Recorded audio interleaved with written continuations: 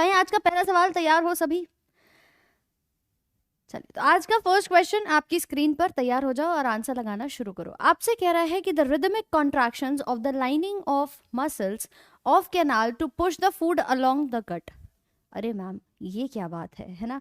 पढ़ा तो सब है, मगर इस क्वेश्चन का आंसर क्या होगा? आप जरा सोचिए और जल्दी से आंसर लगाइए।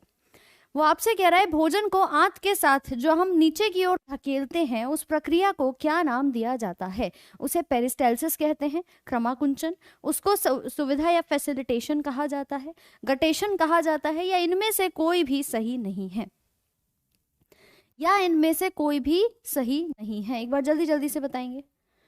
आप लोगों ने खाना खाया, ठीक है, अब खाने को नीचे की ओर धकेलने की क्रिया को क्या कहते हैं? अब जिस स्पीड से डेली तुम्हारे कमेंट्स आते हैं, डेली वार्तालाप चलती है चैट बॉक्स में कि भाई तुम कैसे हो, है ना, बहुत याद किया तुम्हें, मैसेज नहीं किया तुमने, अब उसी स्पीड से आज क्वेश्चंस के आंसर लगा देना। ऑल राइट, नहीं, इस क्वेश्चन का आंसर क्या हो जाएगा? तो मैम ये हमसे यही पूछ रहा है कि जो हम खाना खा रहे हैं, मैंने आपको एक शॉर्ट वर्ड लिखवाया था इसके लिए कि भैया इसको कहा जाता है निगलने की क्रिया। आप खाने को क्या कर रहे हो? अल्टीमेटली निगल ही तो रहे हो, या इंग्लिश में जिसको हम कहते हैं स्वेलो करना, स्वेलोइंग। तो इसको हम टर्म देते हैं पेरिस्टाल्सिस या क्रमाकुंचन। आपकी जो खाने की नलिका थी, जो आपने खाना खाया, उसके लिए मैंने कहा खाना कहाँ जाएगा? आपकी ईसोफेगस के अंदर, जिसको हम फूड पाइप कह रहे थे, जिसको हमने फूड पाइप कहा। तो उसमें जब भी खाना हमारा अंदर की तरफ जाता है, उस प्रक्रिया को हम पेरिस्टाल्सिस या क्रमाकुंचन की क्रिया कहते हैं। क्लियर? उसे हम क्रमाकुंचन की क्रिया कहते हैं। जब हमने आहार नली पड़ी थी, उसमें ईसोफेगस के हिस्से में आपका क्रमाकुंचन या पेरिस्टाल्टिक मूवमेंट होता हुआ दिखाई देता है। क्लियर है बात? चलो अगला सवाल बताओ। इनमें से कौन सा सेंट्रल नर्वस सिस्टम के अंदर आता है? मानव के सेंट्रल नर्वस सिस्टम या केंद्रीय तंत्रिका तंत्र के अंदर कौन कौन सी चीजें आती हैं? ब्लड, ब्रेन, स्पाइनल कॉर्ड, या ब्रेन और स्पाइनल कॉर्ड दोनों, या ब्रेन और स्पाइनल कॉर्ड दोनों? करिए भाई क्वेश्चन का आंसर, क्या इसका करेक्ट हो जाएगा? स्पीड से भाई, कितनी आज खाना वाना नहीं खाए हो क्या तुम लोग? ये जल्दी जल्दी से आंसर करो।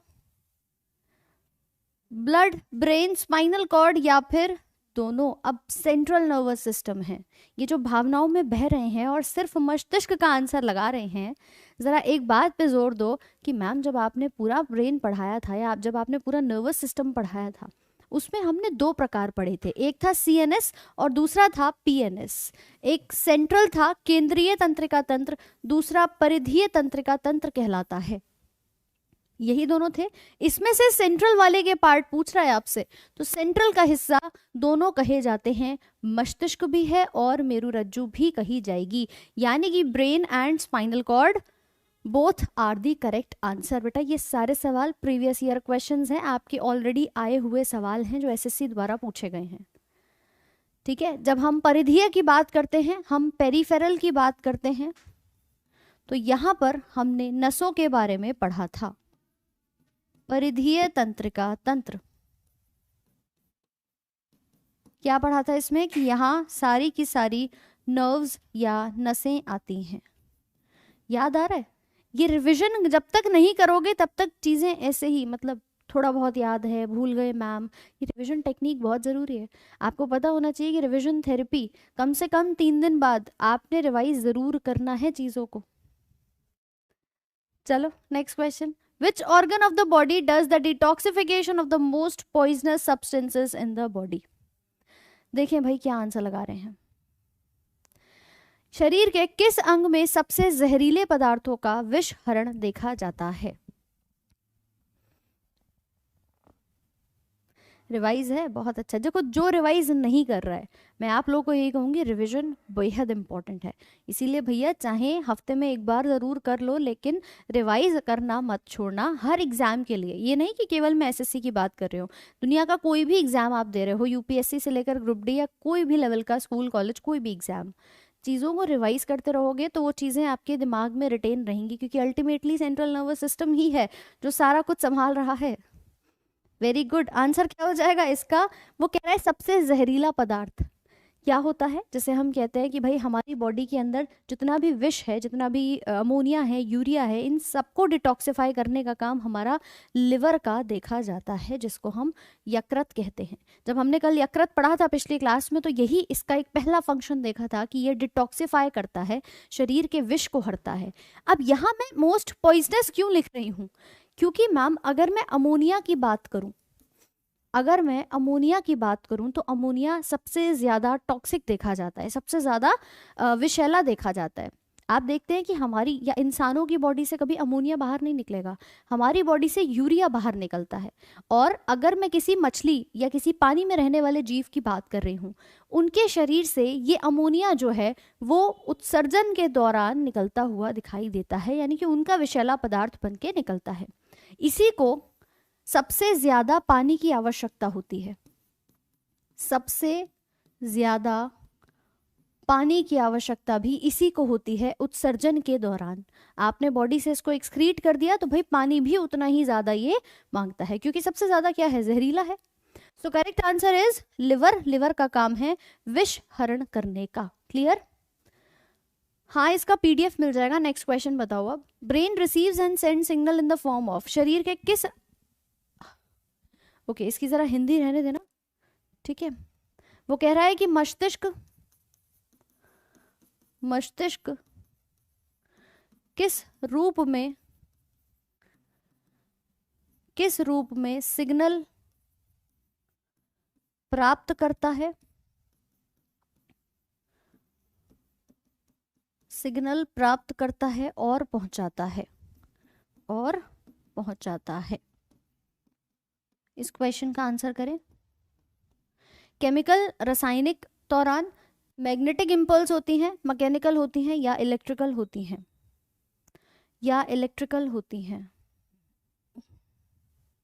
जल्दी जल्दी से आंसर करो। क्लास की टाइमिंग सेम है, शाम को 6 बजे आप लोग की क्लास रहती है, डेली रहती है। एक दिन इंग्लिश की होती है, एक दिन साइंस की होती है। पूरा A to Z बैच आपका शाम में 6 बजे से ही चल रहा है, 6 to 8 PM, यही आपका टाइमिंग है। Very good. जितने भी ब्रेन से हमारे सिग्नल आ रहे थे, सबसे छोटी इकाई के दौरान वो एक जगह से दूसरी जगह या ब्रेन के एक हिस्से से दूसरे हिस्से में पहुंच रहे थे, जिसको हमने क्या बोला था कि मैम न्यूरॉन जो है वो इसको पहुंचाता हुआ दिखाई देता है। कौन? न्यूरॉन। अगर मैं आपसे कह रही हूँ शरीर की सबसे लंबी कोशिका, तो वो कौन सी देखी जाती है, एक बार आंसर करो।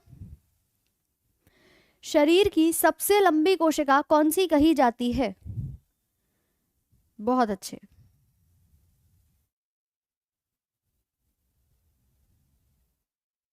करेक्ट, तंत्रिका कोशिका। तो इसी तंत्रिका कोशिका के जरिए जितने भी आपके इलेक्ट्रिकल इंपल्स होते हैं, उनके साथ एक जगह से दूसरी जगह या एक न्यूरॉन से दूसरे न्यूरॉन में जो सिग्नल है हमारे, वो जाते हुए दिखाई देते हैं। तो अगर कोई आंसर कर रहा है केमिकल इंपल्स, बेटा केमिकल नहीं होती, ये इलेक्ट्रिकल इंपल्सेस होती हैं जो मस्तिष्क में घूमती हुई दिखाई देती हैं। एंड वंस अगेन इसी सवाल को बहुत ज़्यादा डाइसी बना देते हैं कि भाई आ रहा है नहीं आ रहा है। बहुत स्टूडेंट्स इसमें कंफ्यूज थे जब ये प्रीवियस ईयर क्वेश्चन में आया था आपका, ठीक है। ये 2020 एसएससी में पूछा गया है। तो आप याद रखेंगे इलेक्ट्रिकल इंपल्स जो हैं उसके जरिए, आप कहोगे विद्युत आवेग, इसके जरिए आपके मस्तिष्क में जो सिग्नल हैं वो एक जगह से दूसरी जगह पर जा रहे हैं। क्लियर? No idea? याद कर लो देखो ऐसी चीजों को। अब बताओ अगला सवाल। अगला सवाल बताएंगे, how many parts the human brain divided. आप मानव मस्तिष्क को कितने भागों में बांट रखा है? 2, 3, 4 या 5? और जिन भी साथियों ने क्लास को शेयर नहीं किया हो, एक बार जल्दी से सेशन को पहुंचा देना अपने दोस्तों तक, ताकि भैया किसी की भी क्लास जो है वो मिस ना हो। कितने भागों में बांटा है? रिवीजन देखो, आधों ने तो बिल्कुल भी नहीं किया है। वो कह रहा है कितने हिस्से में बांटा था, 2 में, 3 में, 4 में या 5 में? अब कुछ याद आए तो मैम मैंने इसको 3 हिस्सों में बांटा था। The first one was fore brain, जिसको हम अग्रह मस्तिष्क कहे थे, अग्रह मस्तिष्क। फिर हमने मध्य की बात करी थी, मिड ब्रेन हो जाता है।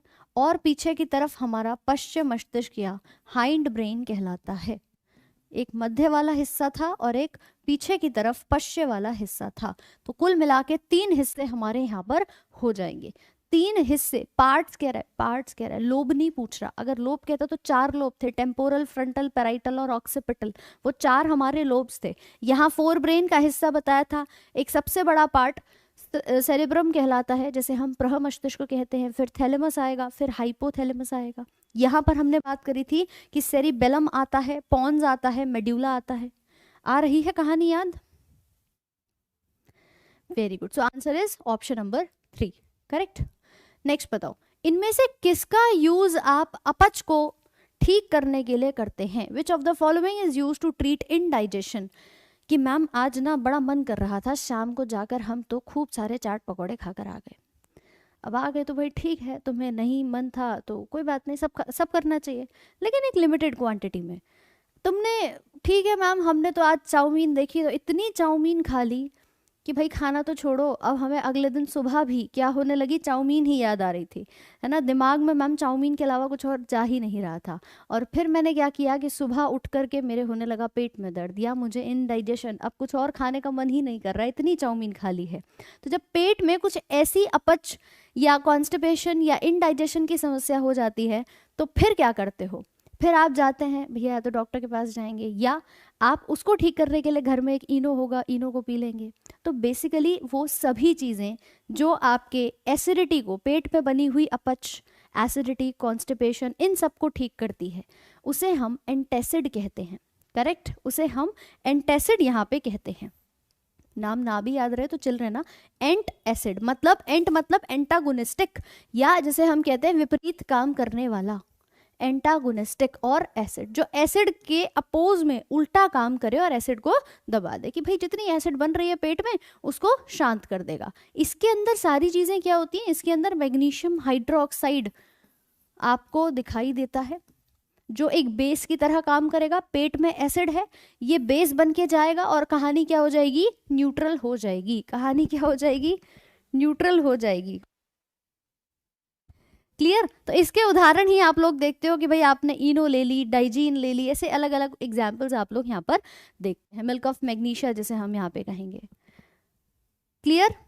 हाँ, इसका पीडीएफ मिल जाएगा, अभिनव मैथ्स ऐप को डाउनलोड कर लेना, यहाँ पर फ्री कंटेंट में आपका पीडीएफ जो है वो मिल जाएगा। क्लियर? आंसर तो समझ लो। अब कुछ कह रहे थे मैम एंटीसेप्टिक, मान लो तुम्हें कहीं चोट लग जाए, ठीक है, भगवान ना करे न लगे, बट अगर सपोज करो हल्की सी कहीं कट लग गया, चोट लग गई, उस टाइम पे इन्फेक्शन ना हो तो हम क्या यूज करते हैं, हम डिटॉल या सेवलॉन का यूज करते हैं, वो कहलाती है एंटीसेप्टिक, जो मतलब किसी भी तरीके का इन्फेक्शन ना फैलने दे। तो डिटॉल हो गया, सेवलॉन हो गया, ये सब आपके किसी भी तरीके से इन्फेक्शन को फैलने से रोकती हैं, तो एंटीसेप्टिक का काम वहां पर देखा जाएगा। अगर मैं कह रही हूँ एनाल्जेसिक क्या है, आपके कहीं पर भी हिस्से में, बॉडी के किसी भी हिस्से में अगर बहुत ज़्यादा दर्द है, बहुत ज़्यादा दर्द है, तो तुम टैबलेट खाते हो यूजुअली कि मैम चलो मैंने पीसीएम खा ली, पैरासीटामॉल खा ली, आइब्रूफिन खा ली, ये क्या करती है, दर्द निवारक होती हैं। तो जितनी भी एनाल्जेसिक्स होती हैं हमारी, ये पेन किलर्स के तौर पे आती हैं, ठीक है, जिन्हें हम हिंदी में कहते हैं दर्द निवारक। क्लियर? दर्द निवारक कहा जाता है। और अगर मैं कह रही हूँ एंटीबायोटिक, तो आपको पता है एंटीबायोटिक मतलब आपके कोई भी ऐसी चीज जो किसी जीवाणु के इन्फेक्शन को मारने का काम करेगी। एंटीबायोटिक जैसे यूजुअली हम यहाँ पर देखते हैं कि भाई आपने एंटी प्लस बायोटिक, बायोटिक मतलब लाइफ और एंटी मतलब अगेंस्ट, अपोज में काम कर रही है, तो जो किसी जीवाणु को मारने का काम कर रही है। आपको ये भी पता है कि सबसे पहली एंटीबायोटिक बनी थी जिसका नाम था पेनिसिलिन, खैर पढ़ेंगे भी आगे, लेकिन सबसे पहली एंटीबायोटिक याद रखेंगे ये बनी थी आपकी पेनिसिलिन, पेनिसिलिन, ठीक है। बाकी आप क्लोरमफेनिकॉल, मॉक्सिकाइंड, ये सारी एंटीबायोटिक्स जो है उन्हें यूज करते हैं। तो समझ में आ रही है कहानी? हाँ,